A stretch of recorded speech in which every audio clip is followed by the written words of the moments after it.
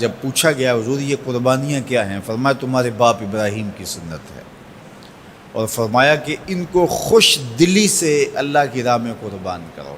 قیامت کے دن یہ اپنے بالوں کے ساتھ، اپنے سینگوں کے ساتھ اور اپنے کھروں کے ساتھ آئیں گے، اور یہ بھی ارشاد فرمایا کہ کل پل صراط پر یہ سواریاں بن کے تمہیں پل صراط سے پار لگائیں گے۔ اور جب قربانی کے لیے کوئی شخص جانور خوش دلی کے ساتھ رضائے الہی کے حصول کے لیے ذبح کرتا ہے تو اس جانور کا خون زمین پر گرنے سے قبل یہ عمل قبول کر لیا جاتا ہے۔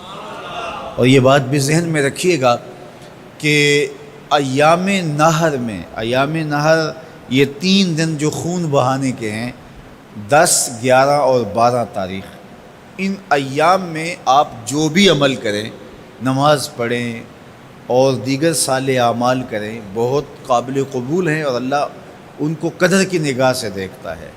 لیکن ان ایام میں جو سب سے زیادہ اللہ کو محبوب عمل ہے وہ راہ خدا میں خون بہانا ہے، قربانی پیش کرنا ہے۔ تو قربانی کا کوئی اور متبادل نہیں ہو سکتا۔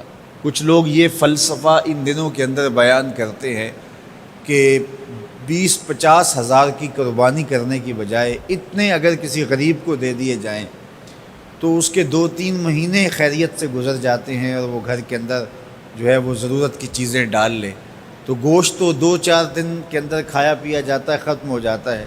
لیکن اگر اتنے پیسے کسی غریب کے گھر دے دیے جائے تو یہ اچھی بات ہے۔ تو اسلام کب اس عمل سے روکتا ہے؟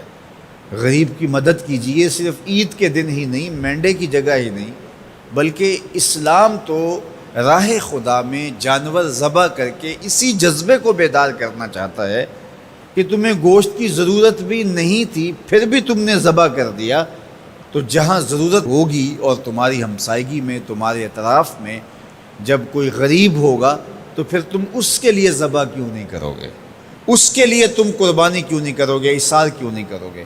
یہاں تو پھر بھی ہم گوشت خود کھا لیتے ہیں یا غرباء میں بانٹ دیتے ہیں، لیکن منا کی وادی میں جہاں لاکھوں قربانیاں پیش کی جاتی ہیں وہاں تو جانور کاٹ کے اس کو ذبح کر کے بس چھوڑ دیا، اس کے گوشت سے غرض ہی نہیں ہوتی۔ زیادہ تر حجاج ایسے ہوتے ہیں جن کو یہ بتا دیا جاتا ہے کہ تمہاری قربانی کر دی گئی ہے، اور وہ فون کال کے انتظار میں یا حکومت وقت کی جانب سے دیے گئے وقت کے بعد حلق کروا دیتے ہیں۔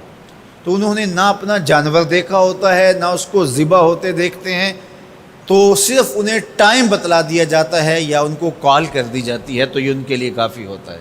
تو وہاں تو گوشت کھانا بھی مقصود نہیں، تو صرف اللہ کی رضا کے لیے جانور ذبح کرنا۔ تو جب رضائے الہی کے لیے جانور ذبح کرنے کا جذبہ پیدا کر کے تمہیں راہ خدا میں خرچ کرنے کی ترغیب دی جاتی ہے تو پھر تم پورا سال خرچ کرو گے، تمہارے لیے کوئی مشکل اور کوئی مشقت نہیں ہوگی۔ لیکن اگر تم جو ہے وہ اس جذبہ خیر سے نور حاصل نہیں کرو گے تو پھر تمہیں یہ دولت نصیب نہیں ہوگی۔ تو سب سے افضل عمل ان 3 ایام کے اندر جو بتایا گیا وہ یہی ہے کہ راہ خدا کے اندر خون بہانا ہے۔ اللہ کے محبوب علیہ الصلوۃ والسلام کی خدمت میں جو ہے وہ مینڈے لائے گئے جو چتکبرے تھے، اور حضور علیہ الصلوۃ والسلام نے اپنے مبارک ہاتھ سے ان کو ذبح کیا۔ تو عید قرباں یہ ایثار کی عید ہے، یہ قربانی کی عید ہے، اور اسلام ہمیں قربانی سکھاتا ہے۔ اسلام لمحہ لمحہ قربانی ہے، ایک ایک ساعت اسلام قربانی کا